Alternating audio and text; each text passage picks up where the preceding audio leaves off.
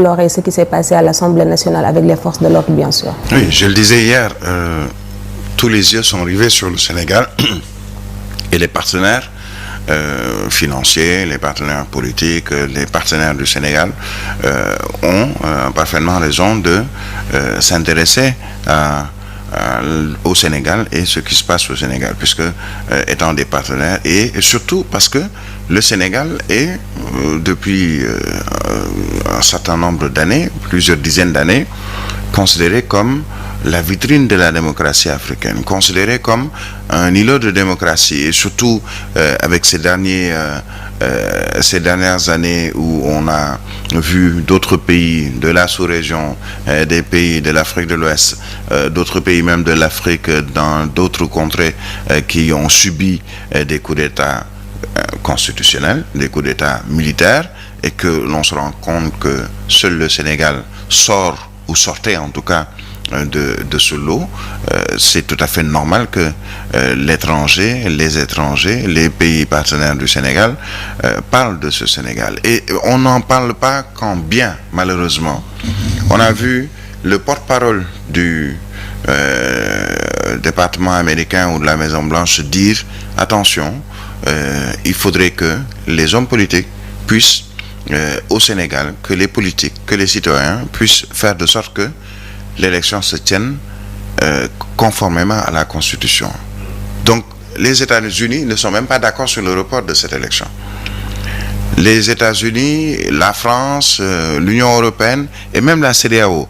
que l'on critiquait il y a quelques jours par rapport à un propos ou un communiqué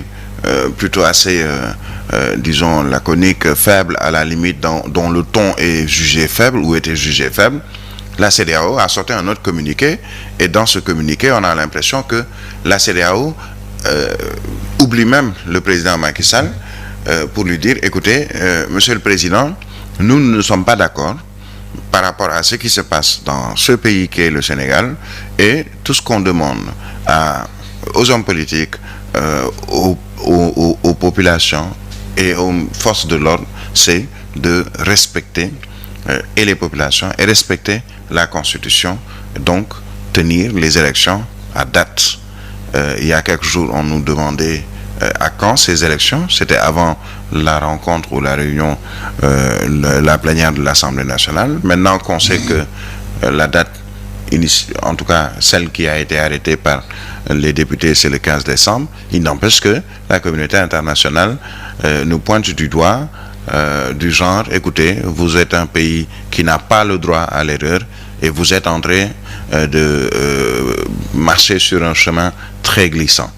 Attention donc, et je pense que les autorités sénégalaises le savent, il y a beaucoup de risques. Les risques, certains demandent même à la communauté internationale de sanctionner le Sénégal. Je pense que ce sont des organisations de la société civile qui demandent à la communauté internationale, la CEDEAO, l'Union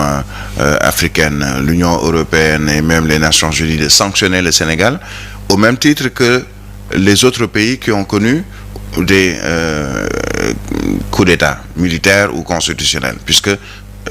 estimant que le Sénégal est également exactement comme ces autres pays où on a subi un coup d'État institutionnel, constitutionnel ou militaire. Maintenant, quelle sera la réponse des autorités? Ce qui est sûr, c'est qu'ils sont en train de tenter des communications, puisque hier, je pense, ou hier ou avant-hier, le ministre porte-parole du gouvernement qui était invité de France 24, qui va poursuivre sûrement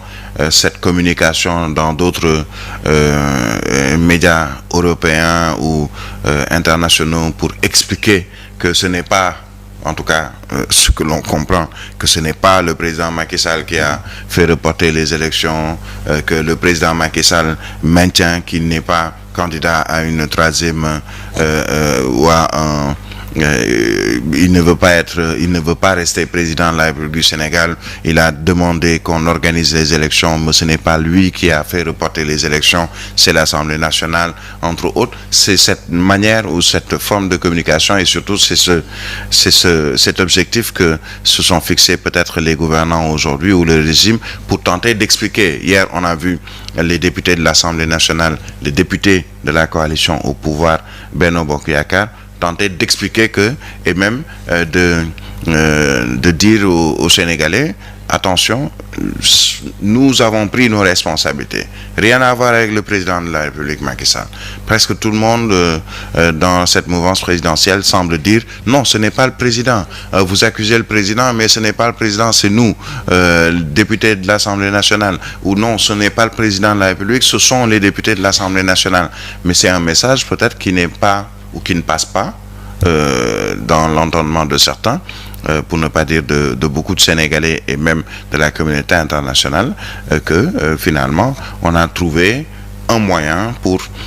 dire que non, c'est pas le président, c'est l'Assemblée nationale, mais qui gagne à ce report? Est-ce que c'est le président? Est-ce que c'est le régime? Est-ce que c'est Benno Bokk Yakaar? Est-ce que c'est l'opposition? Est-ce que plusieurs est-ce que? Pas de réponse pour le moment, mais ce qui est sûr, c'est que nous sommes surveillés comme du lait sur le feu par rapport à cette situation qui a tendance à évoluer, puisqu'on a vu, vous l'avez dit dans vos titres, des gens qui veulent battre campagne.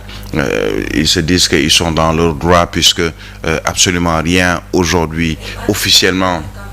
Pour faire quoi après? Mais battre campagne parce qu'ils sont dans leur droit, et se disent qu'ils sont dans leur droit, que la campagne électorale a démarré depuis le 3